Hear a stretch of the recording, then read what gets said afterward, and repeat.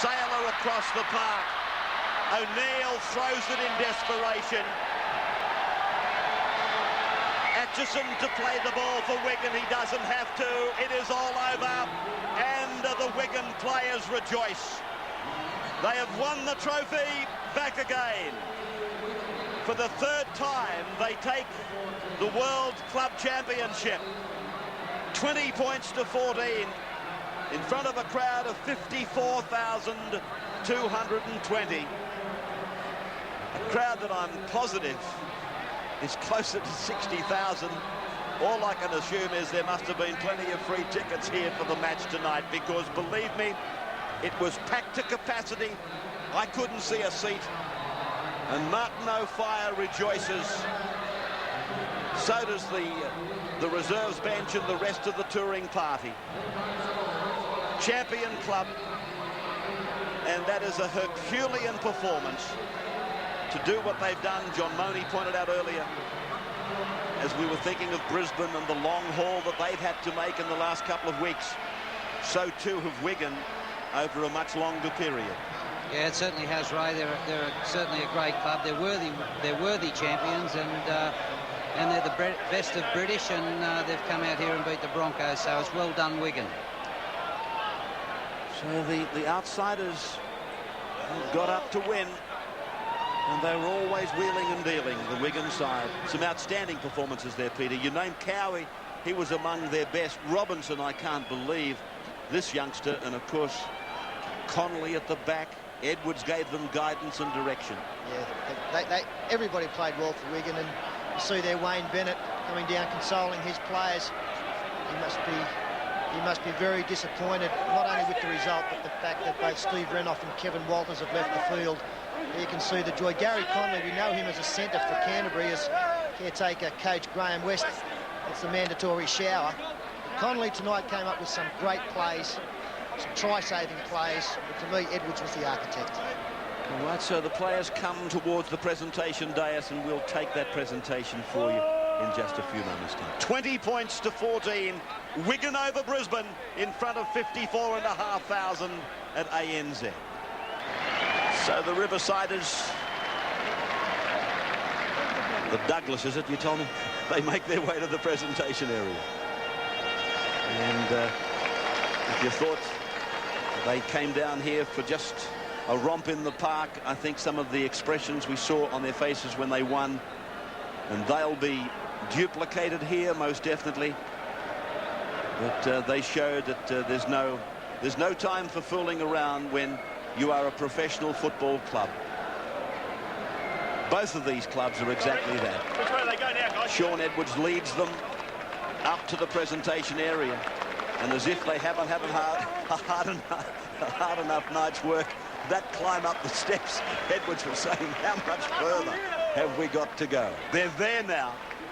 They level out and come along to take their medallions. Rodney Walker will be there, the Wigan chairman. Maurice Lindsay, the Wigan chief executive, or in fact the chief executive of League in Great Britain. Clifton Love, the MMI chairman, he'll present the trophy. There it is.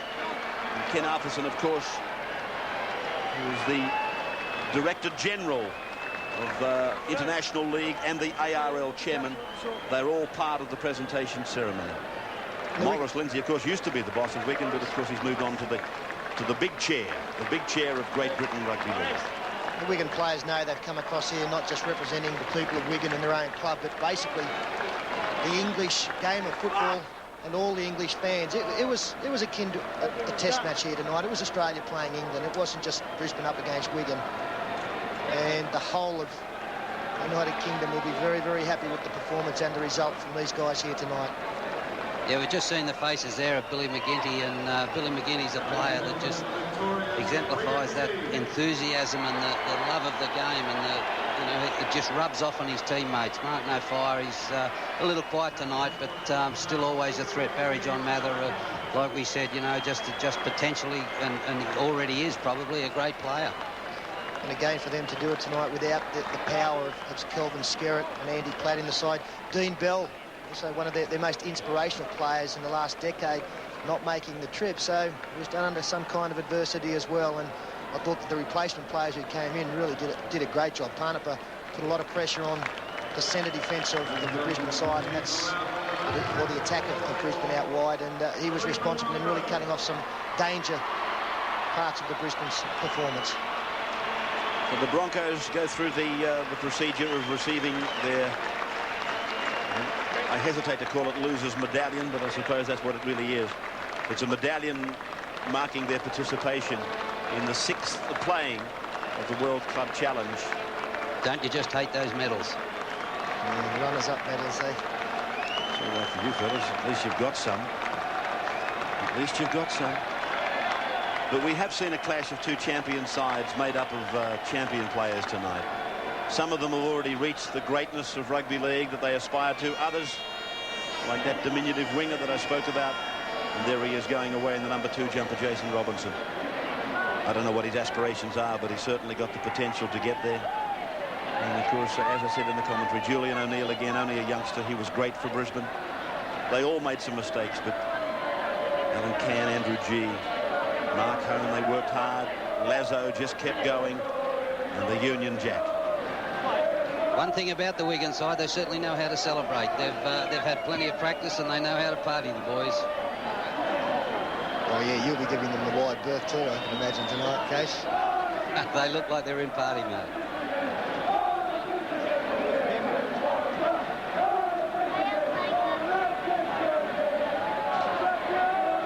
Great scenes there. They've come a long way for that. How did you fit into this part of the English tour when you were there playing for one of the English clubs, the singing part of it, I mean? Oh, very good voice, man. Very good. They actually used to turn to me and wait to get them going. Well, Wigan are about to go on what will be a joyful lap of honour for them, and no doubt they will head down to a party of tourists that have come across the world to cheer them on. That's where they're heading first up. And as I say, an emotional time, and there doesn't seem to be any hint of this being anything other than a very serious business commitment in sport. And while they're doing that, let's go down and establish the fact that Gary Belcher is talking to Alan Langer. Yeah, not too much joy down here, Ray. Of course, Alan Langer, the captain of the losing side, and if you've lost that status as World Club champions, I imagine you're very disappointed, Alfred, not doing that lap of honour yourself. Yeah, well, that's right. It's very disappointing. Our errors cost dearly tonight, and it doesn't help. Now, I'd have to... my opinion is that the effort was there. The Broncos seem to be back on track in that department, but it was those little errors and a few missed tackles that let you down. Yeah, well, that's right. The spirit was out there. We went for the whole 80 minutes, but as you say, our errors cost us certainly about 4 or 5 tries or whatever it was. Well, I'll let you get back to your teammates, Alf. Thanks very much. English Giants Wigan are the newly crowned World Club champions after defeating the Brisbane Broncos here at ANZ Stadium, 20 points to 14. 3 tries all was the final wash-up, but Frano Botica really proved the difference. For Wigan, Betts, Mather and Robinson got over the line. Botica 4 from 4, and Brisbane's 14 consisted of tries from Saylor, Hancock and Julian O'Neill. Got a try, as well as kicking 1 from 3, but he did have plenty from the sideline. A magnificent performance all round from Wigan, but as I said during the call, I thought there was an architect to their win. He's our man of the match, now with Gary Belcher. Thanks, Sterlo, and that man is Shaun Edwards, the Wigan halfback. A great match, a long season. I know you guys rated this game pretty highly. How do you compare it to Wigan? To Wembley? I wouldn't say it's quite as important as Wembley, as in the build-up and whatnot, but we came over here specifically to do a job. We knew we had both our front row was missing, and we knew our backs were against the wall. I don't think we played particularly well compared to what we can do, but we came away with the money, and that's the main thing. You seem to have plenty of support in the crowd here. What will this mean to the fans back home? I know they love to show off their Wigan trophies. Yeah, well, Wigan's a big family town type of thing. Everyone loves rugby league in Wigan, but Wigan have got fans all over England, even places like London, and we're happy for that kind of support. Now, what sort of a break you get? I know, as I just said, it's been a long season. You're back into it fairly soon. What do you do over the break, and when are you back? Well, that's the unfortunate thing, is that in England you don't get very much of a break. We'll be back playing in, 2.5 months, which seems quite ridiculous, but that's the way it is, and I think we're quite a big disadvantage compared to the Australian lads who get 5 or 6 months off season. Now, Shaun, you ready to play out your career at Wigan, or do we see you back in an Australian jumper at one day? No, I think I'll be staying at Wigan. I'm kind of a home bird. All my spurs are in Wigan. All the boys in Scholes Club and my family's there. And I'm happy at Wigan, and I think I'll play my career out there and hopefully end up in the coaching side one day. Well, congratulations again. Good on you, mate. $1,000 from MMI. Peace and level vibes. It really has developed into a great player, Shaun Edwards. Been around a long, long time and still playing great football, and I don't think we'd ever see him out of a Wigan jersey. You had a lot of support out there tonight against Brisbane. You know that you're going to have to come up with some telling defence, and the scrambling in some of their defensive efforts was outstanding, and the man who led the way was their fullback, Gary Connolly. He too is with Gary Belcher. Well, Gary, a great game tonight from yourself in the custodian role. You happy to be back at fullback? Not really. I got found out yesterday I was playing fullback. We've been training all week as a centre, but I was happy just to play anywhere, especially in a big game like this. Now, it's a long way to come, and it's been a long season for you. A fitting end, I suppose? Yeah, we've had a very good end to the season back home in England, and just to cap it off, come to Australia and beat the Brisbane Broncos. Now, of course, you had that great stint with Canterbury a little while back. Are we likely to see you back in Australia in the near future? Yeah, I've signed a 4-year contract with Wigan, but they'll allow me to go back one season in the 4 years, plus as a tour, so I'll be back here a few times, hopefully. Great, we'll look forward to seeing you. Thanks, mate. Thank you, man. Thanks a lot. I think there'll be Australian clubs lining up to get Gary Connolly signature. A great player, class player for a young man. And, John, tonight we saw the best of the British game. It is sometimes maligned in this country. Well, it is. Wigan have had plenty of knockers, and they've said they've played in, you know, the Pommies can't tackle. We've heard it all before, but Wigan stood up tonight, and I think we've got to compliment their coach of the season in John Doherty. He's done a good job. There were plenty of steel in that side, and their attacking options were good. So John obviously did a very good job with them, and Graham West, caretaker coach, he's had 4 wins out of 4. So all in all, well done, Wigan. I always had the ascendancy, Wigan, but in the end, again, it was the important trusty boot of Bodica that got them home with those the 4 kicks.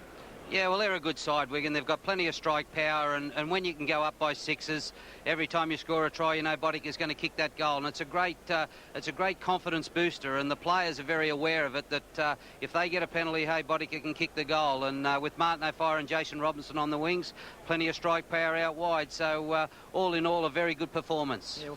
So a great night here for the English champions, Wigan.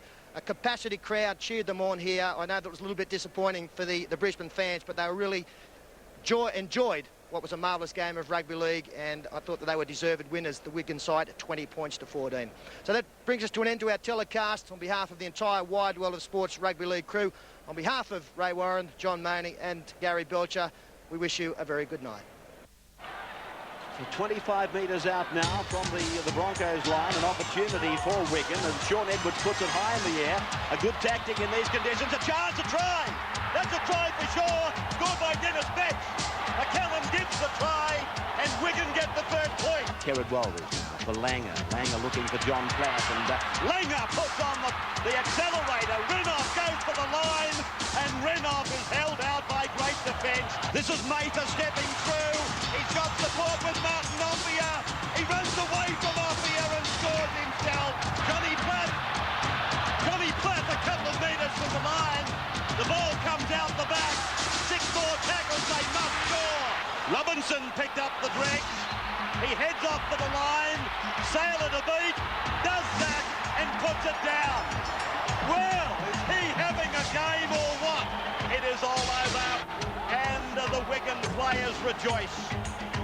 They have won the trophy back again.